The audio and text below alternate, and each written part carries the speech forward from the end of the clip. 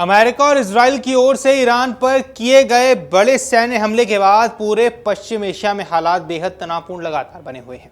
27 फरवरी को शुरू हुए इस हमले ने न केवल ईरान की सैन्य संरचना को हिलाकर रख दिया, बल्कि देश की राजनीतिक व्यवस्था को भी गहरे संकट में डाल दिया। इन हमलों में इजरायली सेना ने बेहद सटीक रणनीति अपनाते हुए ईरान के शीर्ष नेतृत्व को निशाना बनाया और इसी हमले में ईरान के सर्वोच्च नेता अयातुल्ला अली खामेनेई समेत कई वरिष्ठ सैन्य कमांडरों और प्रभावशाली नेताओं की मौत की खबर भी सामने आई है। सुप्रीम लीडर की मौत के बाद ईरान में सत्ता के उत्तराधिकार को लेकर तीखी हलचल शुरू हो गई थी। कई संभावित दावेदारों के नाम भी सामने आए थे और देश की राजनीतिक और धार्मिक संस्थाओं के बीच गहन चर्चा शुरू हुई थी। इसी बीच ईरान की प्रभावशाली संस्था गार्डियन काउंसिल ने पहले अंतरिम व्यवस्था के तहत धार्मिक नेता अली रेजा अराफी को नेतृत्व सौंपा था, ताकि देश में प्रशासनिक स्थिरता बनी रहे। लेकिन जैसे जैसे युद्ध की तीव्रता बढ़ती गई, ईरान की सत्ता संरचना को स्थायी नेतृत्व की जरूरत महसूस होने लगी। इस पृष्ठभूमि में बुधवार को गार्डियन काउंसिल ने बड़ा फैसला लेते हुए मुस्तफा खामेनेई को देश का नया सुप्रीम लीडर चुन लिया है। मुस्तफा खामेनेई दिवंगत सर्वोच्च नेता अली खामेनेई के बेटे हैं और लंबे समय से उन्हें अपने पिता का संभवित उत्तराधिकारी माना जाता रहा है।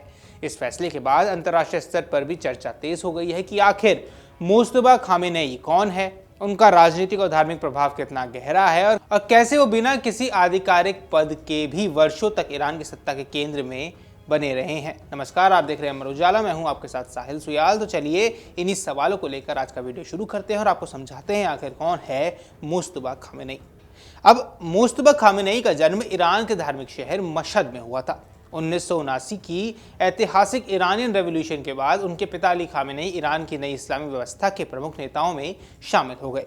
इसी दौरान उनका परिवार मशहद से राजधानी तेहरान आकर बस गया। मुस्तफा ने अपनी प्रारंभिक शिक्षा तेहरान के प्रतिष्ठित अलावी हाई स्कूल से प्राप्त की है। ये स्कूल ईरान के संप्रभात और प्रभावशाली परिवारों के बच्चों के लिए जाना जाता है। वर्ष 1987 में उन्होंने यहाँ से अपनी पढ़ाई पूरी की, जिसके बाद उन्होंने धार्मिक शिक्षा की ओर रुख किया और तेहरान तथा कौम के प्रमुख सेमिनार संस्थानों में रूढ़िवादी इस्लामी विद्वानों के अधीन अध्ययन शुरू किया। धार्मिक शिक्षा के दौरान उन्होंने इस्लामी कानून, शिया धर्मशास्त्र और राजनीतिक इस्लाम के सिद्धांतों पर गहन अध्ययन किया हुआ है। यही शिक्षा आगे चलकर उनके राजनीतिक प्रभाव को मजबूत करने में भी सहायक बनी है। मुस्तफा खामेनेई ने न केवल धार्मिक शिक्षा ली है, बल्कि ईरान के सैन्य ढांचे के साथ भी उनका गहरा जुड़ाव बना हुआ है। 1980 के दशक में जब ईरान और इराक के बीच भीषण युद्ध चल रहा था, उस दौरान उन्होंने ईरान की सशस्त्र सेनाओं में सेवा दी थी। इस दौरान वे विशेष रूप से इस्लामिक रेवोल्यूशनरी गार्ड कॉप यानी कि IRGC की हबीब बटालियन से जुड़े रहे। इस बटालियन में सेवा के दौरान उन्होंने कई ऐसे सैन्य अधिकारियों के साथ गहरे संबंध बनाए जो बाद में ईरान के सुरक्षा और खुफिया तंत्र के शीर्ष पदों पर पहुंचे। यही नेटवर्क आगे चलकर उनके राजनीतिक प्रभाव की सबसे बड़ी ताकत बना है। हालांकि मुस्तफा खामेनेई ने लंबे समय तक ईरान की सरकार में कोई औपचारिक पद नहीं संभाला, लेकिन इसके बावजूद वे सत्ता के सबसे प्रभावशाली व्यक्तियों में गिने जाते रहे हैं। उन्हें अक्सर अपने पिता के कार्यकाल में एक शक्तिशाली पावर ब्रोकर और रणनीतिक सलाहकार के रूप में भी देखा जाता था। उनकी भूमिका को कई विशेषज्ञ ईरान के संस्थापक नेता रूहुल्लाह खोमेनी के बेटे अहमद खोमेनी के भूमिका से भी जोड़कर देखते रहे हैं। जिस तरह अहमद खोमेनी अपने पिता के कार्यकाल में पदों के पीछे प्रभावशाली थे, उसी तरह मुस्तफा भी अली खामेनेई के शासन में एक प्रमुख निर्णयकर्ता माने जाते थे। 2019 में भी अमेरिकी वित्त मंत्रालय ने अपनी रिपोर्ट में कहा था कि अली खामेनेई ने शासन से जुड़े कई महत्वपूर्ण जिम्मेदारियां अपने बेटे मुस्तफा को सौंप दी है। मुस्तफा खामेनेई की ताकत का सबसे बड़ा आधार उनका सैन्य और खुफिया नेटवर्क रहा है। ईरान की सुरक्षा व्यवस्था में उनकी गहरी पकड़ मानी जाती रही है। उनके करीबी सहयोगी हुसैन तैयब का नाम प्रमुख रूप से लिया जाता है, जो आगे चलकर IRGC के खुफिया शाखा के प्रमुख बने। इनके अलावा हुसैन निजात भी उनके करीबी माने जाते रहे हैं, जिन्होंने तेहरान की सुरक्षा संभालने वाले IRGC के सरल्ला मुख्यालय की कमान संभाली थी। अभी हम विश्लेषकों का मानना है कि पिता के शासनकाल में IRGC विदेशी अभियान को अंजाम देने वाले कुद्स फोर्स और खुफिया एजेंसियों में अपने भरोसेमंद लोगों को स्थापित करने में महत्वपूर्ण भूमिका ये निभा चुके हैं।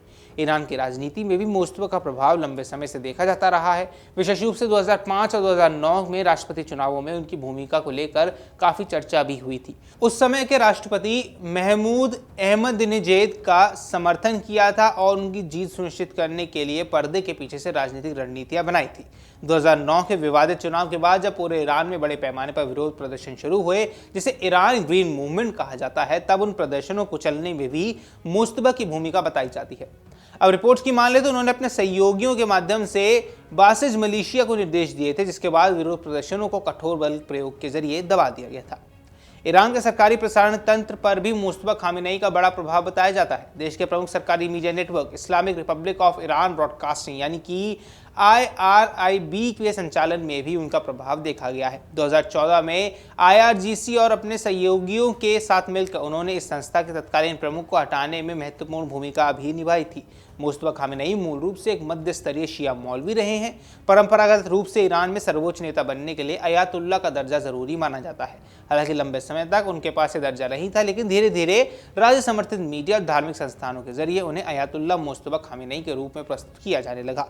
विशेषज्ञों का मानना है ये कदम उनकी धार्मिक वैधता को मजबूत करने और भविष्य में नेतृत्व की दावेदारी को मजबूत करने के उद्देश्य से उठाया गया था। अब मुस्तफा खामेनेई को लेकर एक और बड़ी चर्चा है उनकी कथित संपत्ति को लेकर। कई पश्चिमी जांच रिपोर्ट्स में ये और खुफिया एजेंसियों के अनुसार उनके पास अरबों डॉलर की संपत्ति होने का भी दावा किया जाता है। हालांकि ये संपत्ति सीधे उनके नाम पर नहीं है, लेकिन माना यही जाता है कि वे जटिल वित्तीय नेटवर्क के जरिए इसे नियंत्रित करते हैं। रिपोर्ट्स की माने 2009 में ब्रिटेन सरकार ने एक बैंक खाता फ्रीज किया था, जिसमें करीब 1.6 अरब डॉलर की रकम बताई जाती है। माना जाता है ये खाता भी मुस्तफा खामेनेई के प्रभाव में था। ऐसे में अब यहाँ सवाल उठ रहे हैं, क्या मुस्तफा खामेनेई के आने से ईरान के सत्ता संरचना में जो कुछ बदलाव होने वाले हैं, क्या उससे अमेरिका पीछे हट जाएगा? क्या अमेरिका ईरान पर जो हमले कर रहा है क्या उसको रोक देगा? और क्या नेतन्याहू और ट्रंप मिलकर जो लगातार ईरान पर दबाव बनाने की रणनीति अपनाते जा रहे हैं, ऐसे में मुस्तफा खामेनेई का अगला कदम क्या होने वाला है? हमें कमेंट सेक्शन पर जरूर बताएं आपको क्या कुछ लगता है। बाकी ऐसी वीडियोस के लिए आप अमर उजाला के साथ लगातार जुड़े रहिए।